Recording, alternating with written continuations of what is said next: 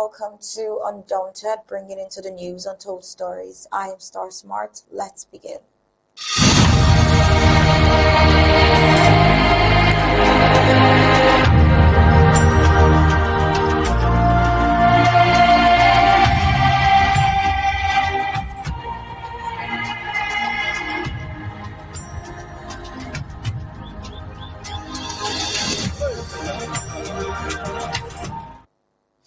As the sun sets on yet another day in the ongoing liberation war for Ambazonia, one truth remains: the colonial regime of La République du Cameroon is growing more desperate. And with that desperation comes cruelty dressed in policy, deception cloaked as development, and repression masked as law and order. What began as a peaceful call for justice in 2016 has now become one of the continent's most protracted and brutal conflicts, one that the world is still too slow to recognize, and that La République is determined to suppress at all cost. In the absence of meaningful dialogue, the regime has turned its arsenal inward, targeting civilians with arbitrary arrest, silencing dissent through mass incarcerations, and weaponizing the judiciary to criminalize identity behind bars. In overcrowded and decaying prisons, Southern Cameroonians are paying the price of resistance with their lives, their health, and their very humanity. But the battle is not only being fought in the shadows of prison walls, as La République enters another electoral season. It once again reaches into the colonial playbook, laying foundation stones that will never rise, announcing projects that exist only in propaganda, and manipulating poverty as a tool of political control. In communities where the price of cooking gas is inflated across artificial borders, and where votes are being bought with loaves of bread and bottles of soda, the regime offers illusion of progress to mask a deep-rooted policy of neglect and domination. For Ambazonians, these tactics are all too familiar: the false promises, the empty gestures, the economic disparities. They are not new. They are calculated. They are strategic, and they are part of a broader architecture designed not to uplift, but to dominate, not to govern, but to control. Every foundation stone laid without intent, every arrest made without justice, every vote bought with crumbs is a reminder that colonialism did not die. It simply changed its form.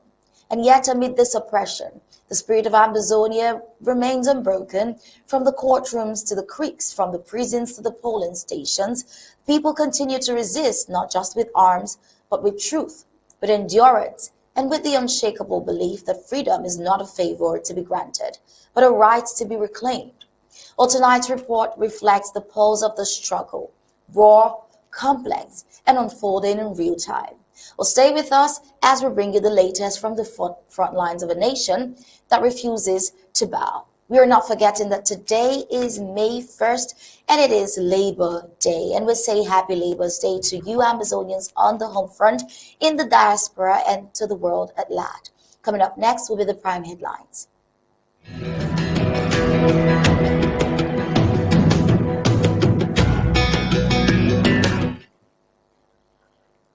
Here are the prime headlines. Tonight, we take a look at arbitrary arrest for overcrowded colonial prisons as war on Ambazonia rages on.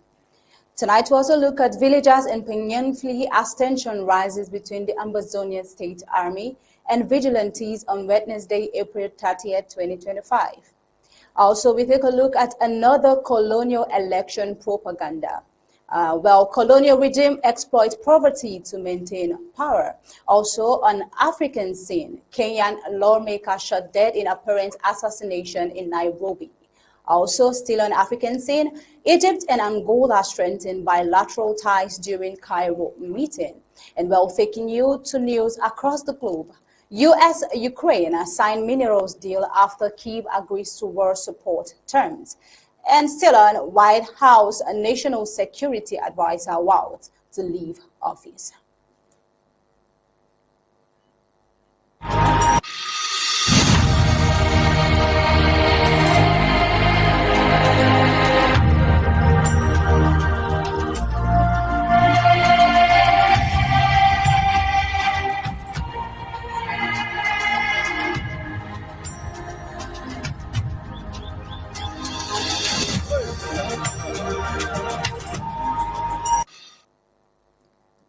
Well, tonight, since the outbreak of the war in 2017, the people of southern Cameroon, known today as Ambazonia, have continued to endure brutal oppression at the hands of La République du Cameroon. What began as peaceful calls for justice, equity, and freedom from decades of marginalization and colonial subjugation has since escalated into an armed struggle, largely triggered by La République du Cameroon's refusal to acknowledge Ambazonians as a people with the right to self-determination. Now, in its desperate bid to silence dissent, the colonial regime has turned to one of its most ruthless weapons: arbitrary arrest and illegal detention. Thousands of Ambazonian civilians have been snatched from their homes, workplaces, and streets without warrant or due process. Many are accused, often baselessly, of being linked to the Ambazonian state army. Some are tortured or killed before even reaching a police station. Others are left to rot in inhumane prison conditions, denied access to lawyers, trials, or even basic medical care. These aren't isolated incidents. They form part of a systematic policy of criminalizing Ambazonian identity and resistance. A few days ago, the official Cameroon Human Rights Commission released a troubling report that inadvertently highlights the scale of this abuse. It revealed a 21.5% increase in prison overcrowding in La République du Cameroon over the last 5 years, a figure that directly reflects the colonial state's indiscriminate detentions in Ambazonia. Well, this is where we'll begin Undaunted tonight. Good evening, Ambazonians. Good evening, Star. Good evening, Tabita, Akor, and happy Workers' Day. Happy Workers' Day to you too. Happy Workers' Day again, Ambazonians. We'll get into the full briefings of Undaunted. We see that this incident on April 25th, 2025, where the CDHC released a damning report on the current state of La République's prison system. According to the findings, the total number of detainees has risen from 30,606 in 2019 to a staggering 37,150 by the end of 2024, while the official capacity of these colonial detention centers has marginally increased from 19,155 to 20,955. It remains grossly insufficient. The gap reveals a deliberate pattern: mass incarceration of Ambazonians under false pretext, with no investment in justice or rehabilitation. The colonial war on Ambazonia has now dragged into its 9th year, and its most vulnerable casualties are not just on the battlefield, but behind bars. Southern Cameroonians make up a significant proportion of this rising prison population. Many were never tried. Some have spent years in pre-trial detention, accused of terrorism or armed insurrection simply for expressing their identity or absolutely doing nothing, as well as just attending peaceful protests or even possessing WhatsApp messages deemed suspicious by the colonial regime. Meanwhile, the regime's judicial paralysis and institutional decay have only worsened the situation. With severe delays in court hearings and trials, many remain locked up without even seeing a judge. The shortage of prison staff is alarming. In some cases, one guard is expected to oversee up to 1,000 inmates. The closure of 4 colonial prisons since 2019, largely due to insecurity and poor management, has only worsened the crisis. Then we'll take a look at Colonial Justice Minister Laurent Esso. In an apparent admission of failure, recently pointed to the overwhelming number of criminal cases, roughly 50,000 annually being handled by just about 1,000 magistrates across 99 jurisdictions and 78 prisons. But the core issue lies deeper. This is not just a case of poor administration. It is the calculated use of state machinery to oppress and break a people. Now, the consequences are nothing short of tragic. Ambazonian detainees are subjected to filthy, overcrowded cells, no medical access, and unsanitary conditions that breed diseases and death. Many prison has become a slow and silent execution ground. Now, during the 8th African Day for Pre-Trial Detention. The Cameroonian Human Rights Commission called for reforms, including faster judicial processes, expanded prison capacity, and improved inmate welfare. But unless the root of the problem is addressed, the weaponization of arrest as a tool of war against Ambazonia, these reforms will remain cosmetic at best. Now, the rise in prison numbers don't merely reflect a crime surge. They are a metric of oppression, a reflection of colonial cruelty, and prove that La République du Cameroon's so-called justice system is not broken. It is working exactly as designed. Well, tonight on the show, we are having our in-house analyst, barrister team Mbeseha.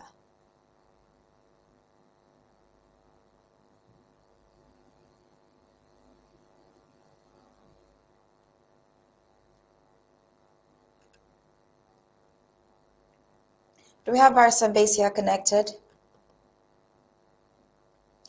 All right, we head on with the rest of the report while we wait on Barrister Mbeseha to join in.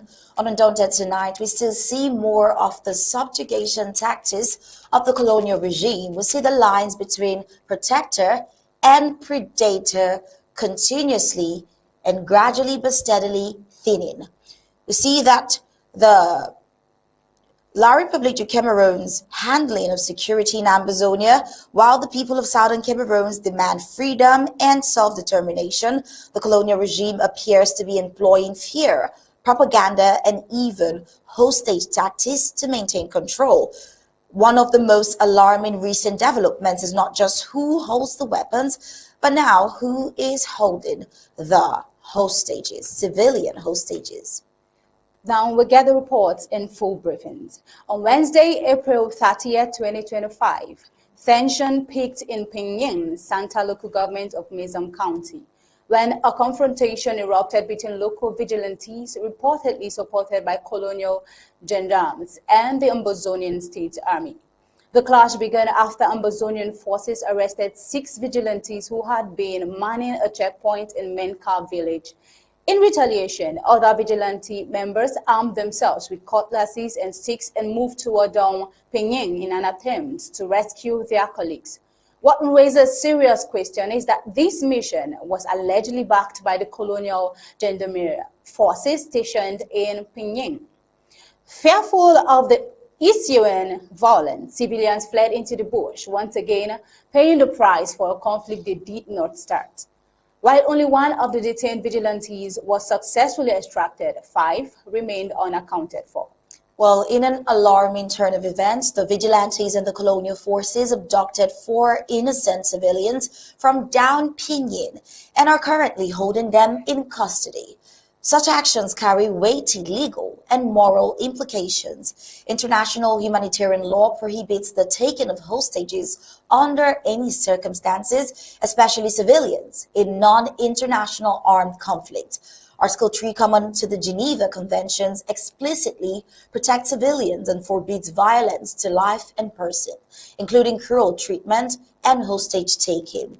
Now, we've confirmed these actions would constitute a war crime under international law.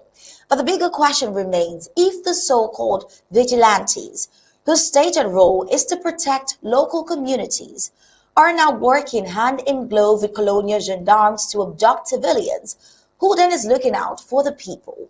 One might argue that the very act of taking Ambazonian civilians as hostages is itself a disturbing acknowledgement that the vigilantes, in collaboration with colonial gendarmes who claim to be fighting for order, know exactly who the Ambazonian freedom fighters, that is the Ambazonian state army, are, and more importantly, who they are not. While the true freedom fighters, it would seem, continue to protect their people, the colonial actors and their collaborators, on the other hand, appear more willing to use the people as pawns in their desperate bid to maintain control. We see that the elections are still on. We see the election season in La République du Cameroon, and once again, the ruling CPDM party is pulling out its well-known playbook, one laced with false promises, performative development, economic manipulation, and of course, targeted propaganda. But this time, the regime isn't just looking inward. It is trying once again to drag the people of southern Cameroon into its decayed political theater. Ambazonians who have long demanded freedom and sovereignty are now being baited with shiny new foundation stones and pledges that crumble as soon as the ballots are cast.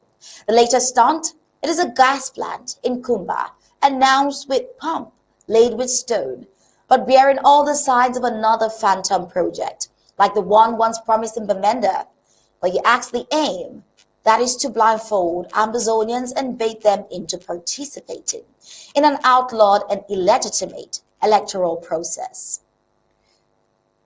The recent laying of a foundation stone for a domestic gas storage and filling station in Kumba has ignited both skepticism and outrage. While Colonial Minister Lok Maglor Mbaga Atangana claims this project is aimed at improving livelihoods and correcting disparities, many see it for what it truly is, an election season mirage meant to distract and deceive. This isn't the first time such a promise has been made. A similar gas project was launched in Bamenda years ago with great fanfare, but not a single block has risen since. It's a blueprint we've seen before. Lay a stone, pose for the cameras, disappear after the vote.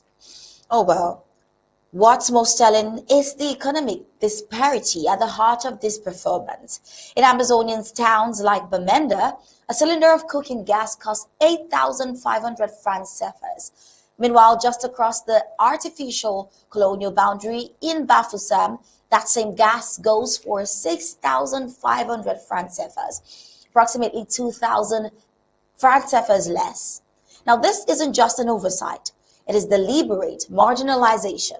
By keeping Ambazonians economically strained and dependent, the colonial regime ensures silence through survival. Projects are announced not up to uplift people, but to distract. Development is dangled like a carrot, with no intention of delivery, just enough hope to buy compliance for one more election cycle. This gas plant in Kumba, announced weeks before the elections, fits squarely into a pattern of propaganda infrastructure, projects that exist only on paper or in foundation stone ceremonies. The real goal isn't development, it's to legitimize an illegal electoral process and manipulate a population long denied its voice. For the people of southern Cameroon, this is nothing new. It is yet another reminder that their liberation will not come through foundation stones or floor plans, but through resistance to a system that feeds off poverty, deception, and control. Barrister Mbeseha, good to have you Yes. tonight. Yeah, thank you for having me. You've told a lot of stories. I don't know which one to start with. But let me start with the prison issue, the overcrowded prisons. That was the first item we dealt with. And there's no doubt that those prisons, the report actually, is come from the National Human Rights Commission, their own Human Rights Commission, reporting on their own illegalities. And so we have to take it seriously. But as far as Ambazonians is concerned, the truth is that most, if not all, but I'm sure all these people, Ambazonians who are in different prisons, they are not even, they were all adopted. Nobody was ever arrested. They were all adopted. And there are two types of prisons. You are either adopted and kept at the police station, at the gendarmerie or something, or at the state for months, if not years. And then you are moved to somewhere in Colonial, or a prison in Bamenda or Boya, or somewhere else. All these things are done without any warrant of arrest, without anything signed by the prosecutor. But the important thing is, this report coming from the government itself is indicating the failure of the state. It's a totally failed state. And they recommend themselves that they should do something else more than detaining people, more than keeping people in jail, because the capacity is too full. One would imagine that the whole country called Cameroon has been turned into a crime zone. Because who are those detained in prison? They are people who have committed crimes, not civil offenses. And so if the prisons are full, they're overcrowded by prisoners, you must ask what is going on in that country. It's a sign of a failed state, where everybody does what he or she wants. A policeman can adopt you in Bamenda, even just with the crew of policeman. They come for you in your house, lock you up. In Bamenda as long as you wish. Later on, they transfer you to somewhere in the state, somewhere in Yaoundé, and you end up in Kondenge without a warrant of arrest. A few days ago, we talked about Abdul Karim, who was sentenced to life. In a regular court, if you are even presented yourself, once his arrest or his adoption is declared illegal, it nullifies all other actions. But that will not happen. The courts are waiting for you to come. And they take their own part of the money and send you to jail as long as they want. And so the overcrowded prisons in general result in first state. In particular, as far as Ambazonians are concerned, if you've seen that human report that we talked last week, every Ambazonian is a criminal. If you're a young man, they're going to buy you, they adopt you on the road. They extort money from you. And they lock you up if you don't pay the money. So that is a sign of a failed state. That's the time that we are fighting to stop all the nonsense. And then we take the second part of the story, which we talked about. Vigilante. We found the opportunity to say here, no civilized government in the world employs vigilante to enforce law. Vigilante are untrained people. Again, that's a mark of a failed state. It means that the whole state apparatus of security is overwhelmed. If you cannot do the job themselves, then they turn to you and me, who have never received an order of training anywhere. They have no training. They arrest you with their machetes, with their spears, whatever they have. And they do it with impunity. And how many of us still remember what happened in Garbo? They admitted doing that. So, taking vigilante into consideration is again another mark of a totally failed state. Because security, there's a reason why people go to be trained in police schools. There's a reason why people go to the so-called gendarmerie schools. Because you have to learn how to arrest people, you have to learn how to enforce the law. Vigilantes don't do it. They are the employees of Mr. Tanganji or any other politician. They do it with impunity, they extort money from you, they kill you without any remorse. And then the third part of the story you talked about, electioneering now, false promises. I mentioned Kumba. I saw that story in Kumba. They are laying the foundation soon for what? What of gas are you talking about? Bottling gas? If they are bottling gas, it comes from where? There's no gas coming out somewhere in Kumba. There's no gas in Barimbe Lake. So they are laying a foundation for water of gas. And they are not even assured themselves that the gas that they're going to bottle there, according to them, I listened to their story, is going to be in transparent bottles. I've gone through Canada, the United States, and other parts of the world.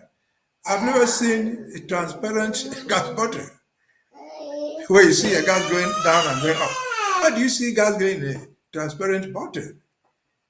Gas cylinders are made to contain that thing. It's powerful. How do you put it in a transparent cylinder? This is the version they're telling out there to the people, which is pure lie. I mean, they're not even ashamed to lie. How do you have a transparent gas cylinder, sir? It's like what we have here, fire extinguisher or any other gas thing. You see it in a transparent bottle. These are people who are able to collect plastic bottles in the streets. They tell you in Kumba of all, if they have transparent gas bottles, if there was anything like that, I'm sure they will first serve it in Yaoundé, where their ministers, directors, and even the president lives. But if you go to the presidency today, you're not going to find a transparent gas bottle. But yet, there are 3 people in Kumba that they have one. And certain mayors and people came to clap for them. This is a mark of blackmail. It's a lie. It's a lie. But the issue is this the first election in Cameroon which involved Ambazonians? No. We have been doing these things for the past 62, 65 years. What have elections brought to people in Kumba, if we want to talk about Kumba? What is the main problem in Kumba? Is it gas? Is it cooking gas? That they lay a foundation for one day? Kumba doesn't have the problem of gas. That problem of electricity. That problem of water. They have problem of dust in the streets, not gas to be bottled somewhere in Barumbekan. So again, our people have to see with their eyes open. They should not be deceived. They are being deceived. Again, once more, Ambazonians are reminded that we have seen this propaganda all the time. This is one too many for anybody to believe. Over to you.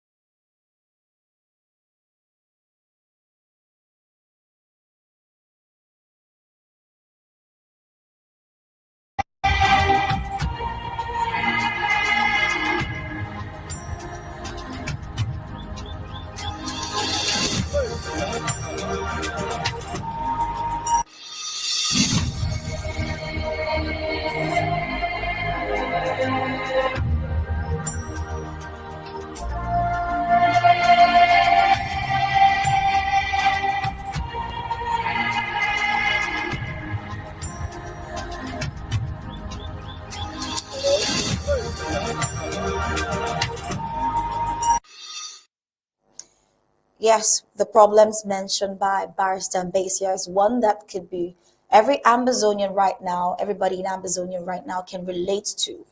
Other challenges, excluding this gas problem, including that even. But away from that, we also see the election propaganda going on, which is the promising and always failing to keep to that promise once they get what they want from gullible Ambazonians. But then away from that, we also see that poverty has also been part of the tools that this colonial regime began to use to try to garner favor from the southern Cameroons. We see, as a matter of statistics, the recent statistics from the World Bank has shown that nearly 40% of the population in the Cameroons is living below the poverty line, with rural communities being hit the hardest. You might think this is simply the result of bad governance. But what if it is not just incompetence? What if it is intentional governance? A calculated system where poverty is a weaponized tool, not just endured. A system where hardship becomes a tool to buy votes, control minds, and cement power. Well, we'll delve into the disturbing intersection between poverty and politics in the Cameroons, where bread and soda are now exchanged for ballot papers, and a single franc CFA note is enough to silence a citizen's right to choose. Well, it is no longer a secret that in the Cameroons, poverty has become more than a national crisis. It has become a political strategy. The ruling CPDM regime has effectively turned poverty into a currency of control, leveraging the desperation of its people to keep itself in power. Now, this strategy plays out most blatantly during election seasons, where voters are offered the barest tokens, loaves of bread, soda, and single bills of franc CFA in exchange of their votes.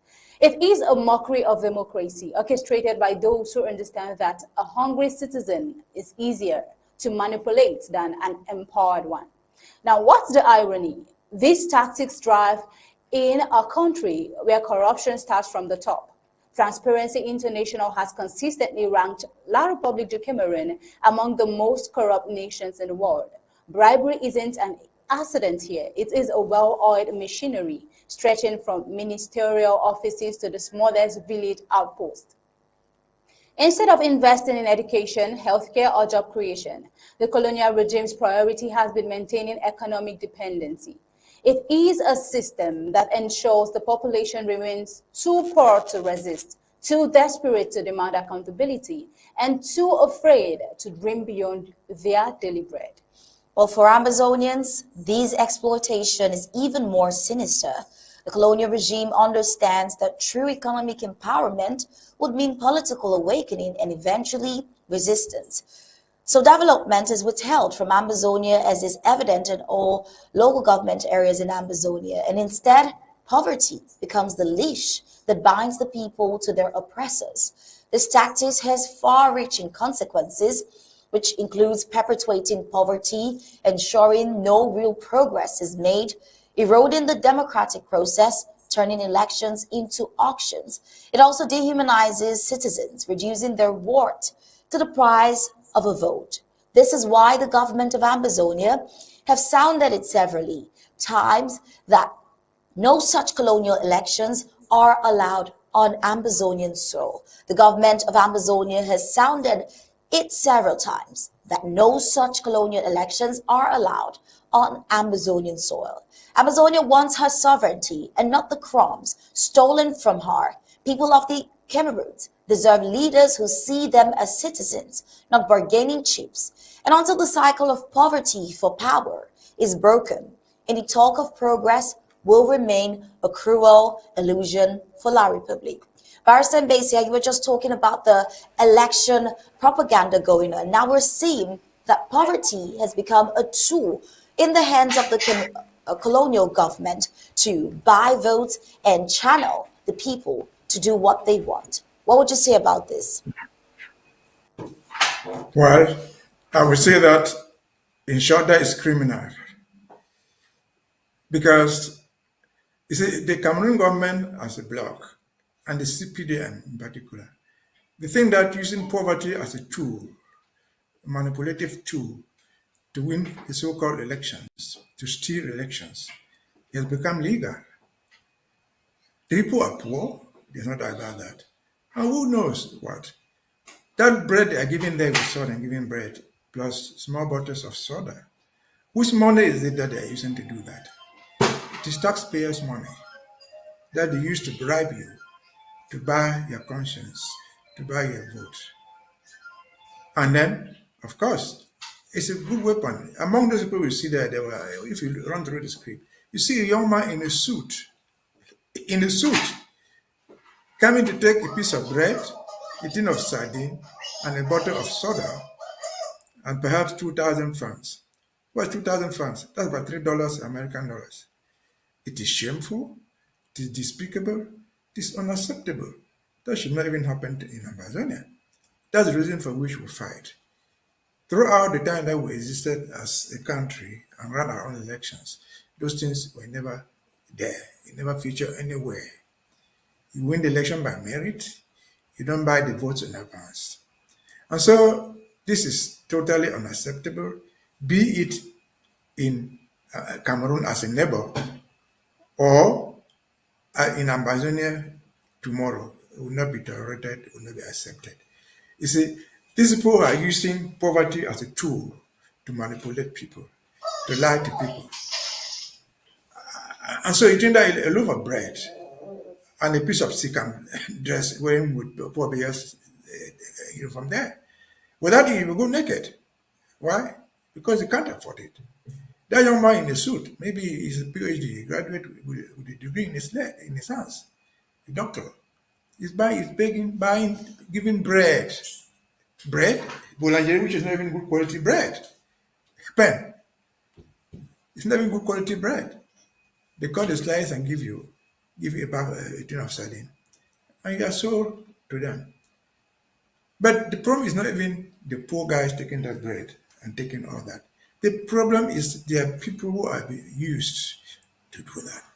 There are our Ambazonians, in terms of Ambazonia, the so-called elites, the political class, the Dion Butes, the Ngole Ngole, the Paul Ilums, Secretary General in the presidency, the Tabi Tandos, the Mafanis.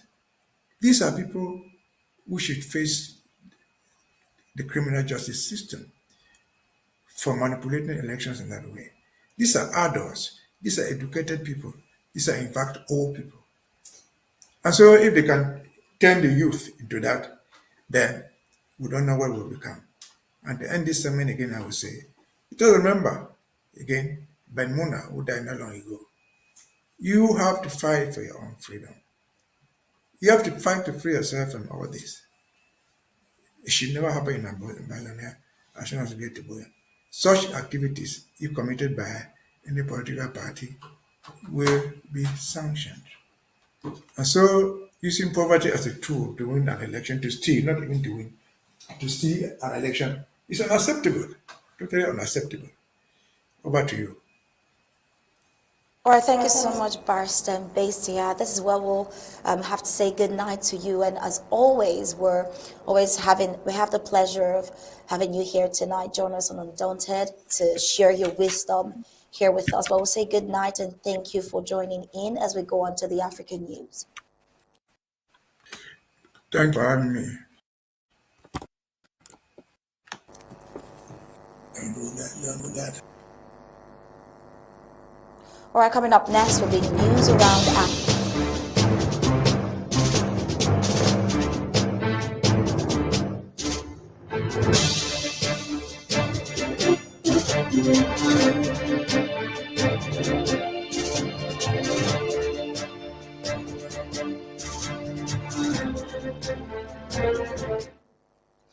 On the African scene, we see that in a devastating scene, a Kenyan opposition legislator has been shot dead in Nairobi in what police are describing as a targeted and premeditated assassination.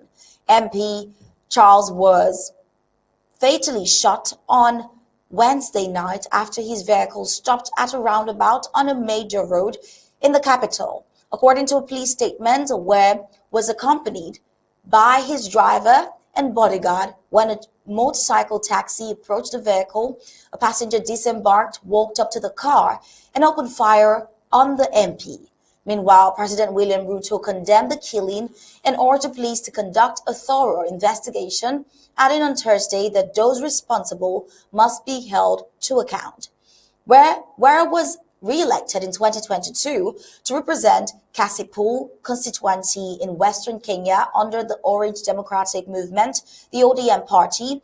Opposition leader Raila Odinga, who was President Ruto's main challenger in the 2022 general election, described him as a gallant son of the soil. However, political tensions in Kenya have eased since last year's opposition-led anti-government protests during which dozens were killed. Ruto later appointed members of Odinga's party to his cabinet, and the two leaders signed a political pact in March this year. While still on African scene, Egypt and Angola strengthens bilateral ties. Egyptian President Abdel Fattah el-Sisi welcomed his Angola counterpart João Lourenço to Cairo on Tuesday as both leaders reaffirmed their commitment to deepening bilateral relations. El-Sisi emphasized the importance of enhancing political, economic, and investment cooperation between the two countries, building on their long-standing historical ties. Now, a number of memoranda of understanding have been signed in the fields of communications, information technology, housing, and infrastructure, which will contribute to strengthening cooperation in these areas. Meanwhile, trade between Egypt and Angola reached $34.2 million in 2024, marking a 60% increase from the previous year. Also, the two leaders discussed key African and global issues, including water scarcity, climate change, and ongoing conflicts in Sudan, Gaza, and Lourenço's mediation efforts in the Democratic Republic of Congo's eastern conflict.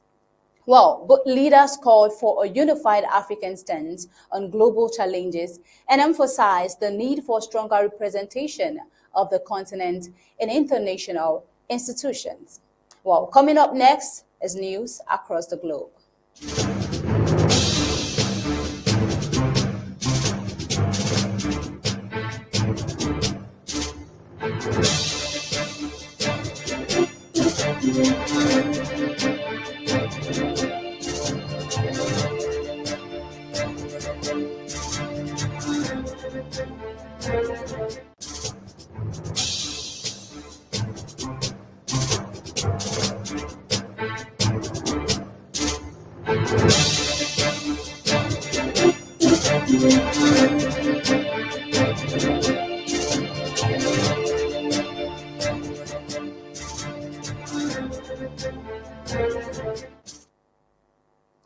The United States and Ukraine on Wednesday finalized a landmark agreement granting Washington access to Ukraine's vast reserves of critical minerals, in a move aimed at compensating the U.S. for its continued support in repelling Russia's invasion.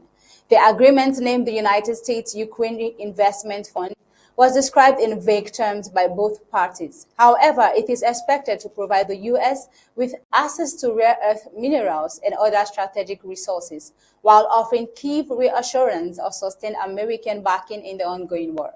The announcement comes at a pivotal moment in the three-year conflict amid growing frustration from President Donald Trump, who has expressed skepticism toward both Ukraine and Russia.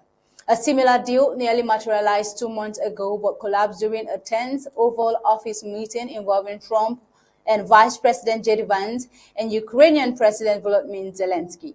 Earlier on Wednesday, U.S. official Besant acknowledged delays in the final agreement, stating during a cabinet meeting at the White House. The Ukrainians decided last night to make some last-minute changes, and it's certain that they will reconsider for the deal to be signed. However, he did not elaborate on the nature of the changes made by Ukraine. Meanwhile, the deal comes as Washington grapples with slowing progress in its broader effort to bring the war to an end.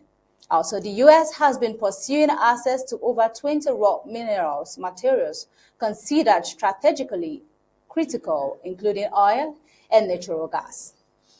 Well, on the White House National Security Advisor Waltz is to leave office.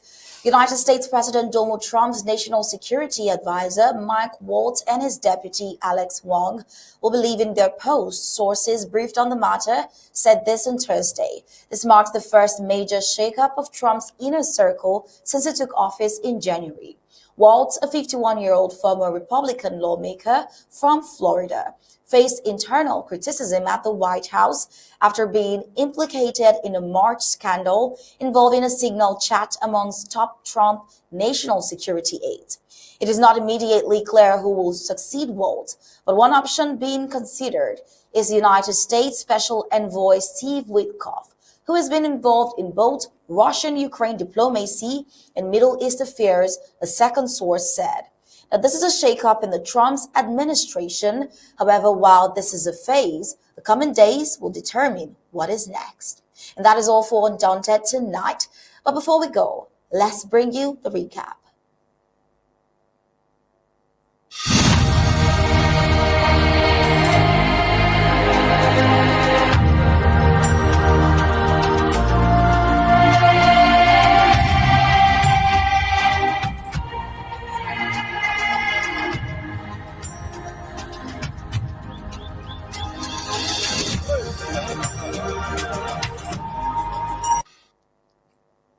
Tonight, we took a look at arbitrary arrests for overcrowded colonial prisons as war on Ambazonian rages on.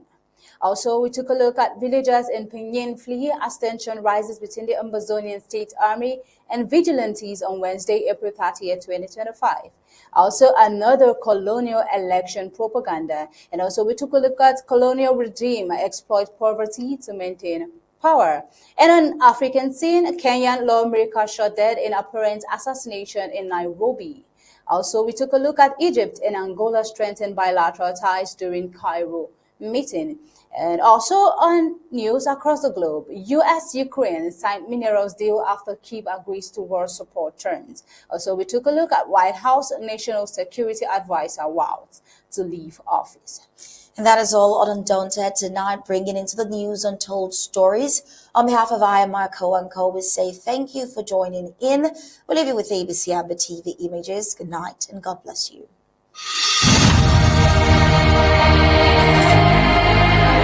Thank you.